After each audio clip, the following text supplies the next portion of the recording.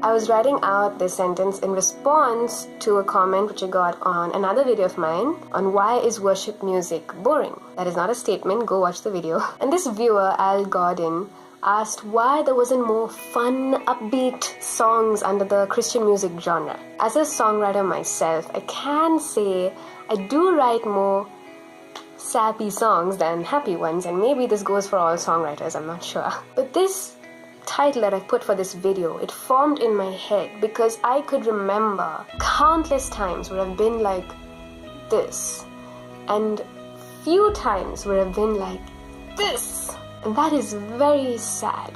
Why is it that we can see people praying fervently in an exam hall, but not after a victorious cricket match? Why is it easier to pray for sickness than to rejoice on a very healthy day? The power of praise can make an earthquake break open the bars of a jail.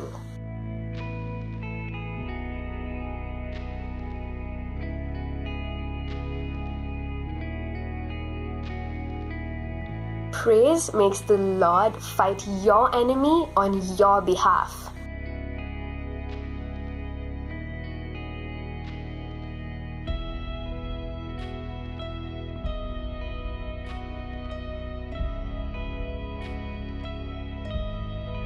Praise is like a doorway allowing God to live inside your heart.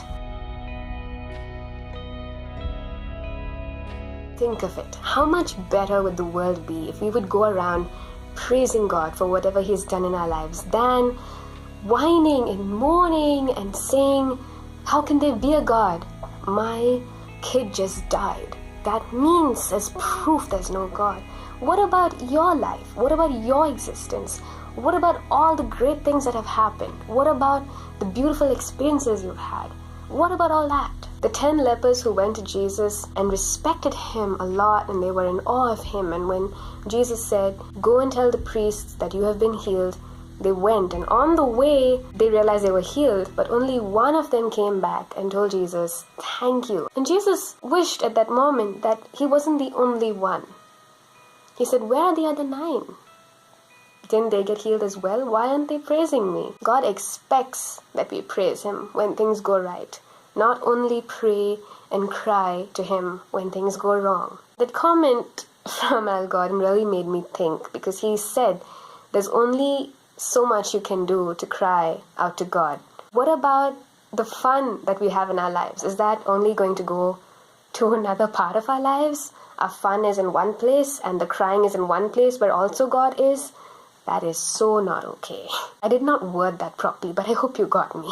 Praise is a part of worship, but it is also about thankfulness and gratitude. It is a lot to do with an attitude of joy, which we need to have a lot more, guys. Can you just imagine your friend coming to you only to cry on your shoulder? Whenever you meet them, it's a crying bonanza. Also think of someone who, whenever you meet them, they can only shout and thump your back and say, man, and they're so pumped all the time. We need a balance. Even if there is nothing, we have this, that God sent His Son to die for us and take our place so that we can live with Him forever after we finish time on this earth. If we really knew exactly how that would be, we would be jumping all over the place. We don't know, but we have this hope. And my friends, it is not a futile hope. Just think hypothetically how much more effective it would be if instead of always going to God with an attitude of, oh God, why can't you put this in my life? I've been praying for this so much. I've been waiting so much, and I have faith that you're going to do this right now. If we would go to God and just thank Him for everything that's going on and for the fact that we know He is working on our behalf, how much more effective and how much more pleasing to God that would be.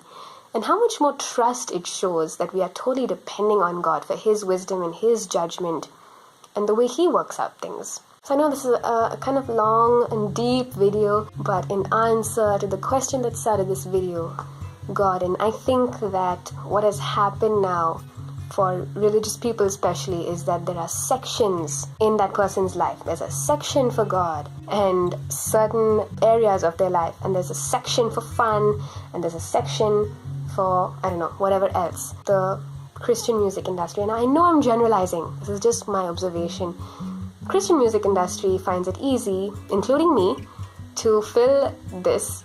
It is a deep section, right? I mean, our need for God, it's quite deep. And you find yourself at your deepest when you're in the most serious of times, the most sombering times, the most quiet times, which is not always fun. So I hope and I pray, and my plea to everyone watching is, let's mix up all of this. Let's not have different sections in our life. Let's put God in all of them. We are not meant to fill up one section of our heart with worship and praise, but to fill up the whole of our life with worship and praise, both at the surface and at the bottom. So my friends, I think only when we can do this in our lives actively, it will form a revival throughout the earth of God's power, and then only that can translate into the music world. It won't happen in music if Christians all around the world are not praising God in their hearts and in their homes and throughout their day. So that is my big deep thought for you today. Let's do some praise, and then let's expect music that is praising God. If you are not fully sure how to go about praising God, or what the power of it really is, and you're not fully convinced by the things I've said, I highly recommend the books Prison to Praise and Power of Praise by Merlin Carothers. He was a soldier turned preacher in the army, and God revealed to him a lot of truth about the power of praise. It's very interesting. I'll probably link it down below, or remind me if I don't. This is Vihan Damaris on Serious Sundays, signing off, and see you tomorrow on Miraculous Mondays. Bye-bye.